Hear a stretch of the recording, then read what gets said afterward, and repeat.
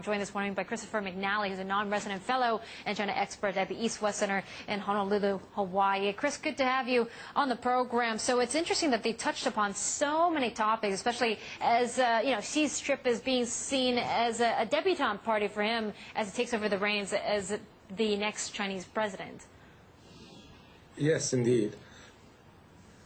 And so the trip has been going quite well. Basically, it's a get-to-know-each-other trip.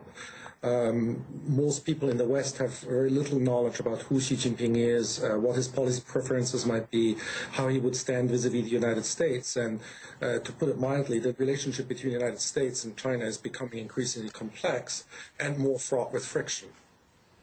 Were you surprised also by the frankness of the discussions as well? I mean, the U.S. president touching on sensitive issues like human rights, also the currency, and then having to defend, I guess, the growing military presence of the U.S. in the Asia-Pacific as well.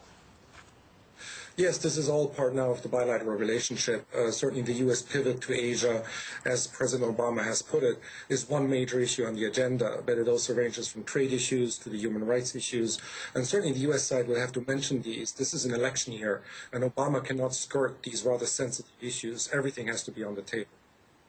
Oh, that's a good point, Chris, that you make there. So what about this new guy coming into the helm at China, Xi Jinping? From what you know of him, and I guess if you could get a sense from these discussions at the White House, do you think that China's relationship with the U.S. is going to get better with him at the top, or do you think it's just going to be status quo going forward?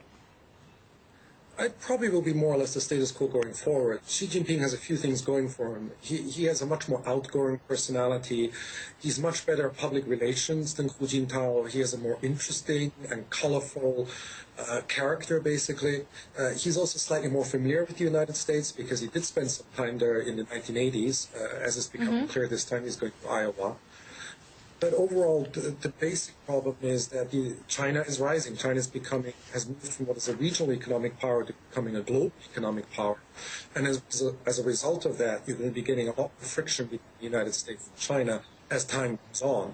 So even with the new leadership in China, this basic fact will not change. Okay, that's right. Xi Jinping on his way to the corn-husking state of Iowa and then moving on to Los Angeles as well. Okay, Chris, so talk to me about, I guess, some of the other issues I want to point out about trade between the two superpowers, because didn't Obama very clearly, and in some ways you could say showing off that his administration has brought more of these world trade cases against China in his, I guess, at his time in the White House than the previous administration. Do you feel that there's going to be a little bit more friction there at all between the trade relationship between the two? Oh, yes, for sure. I mean, the Obama administration has become adamant about adhering to international law, but at the same time pushing China a lot more on issues that pertain to the economic relationship between the two sides.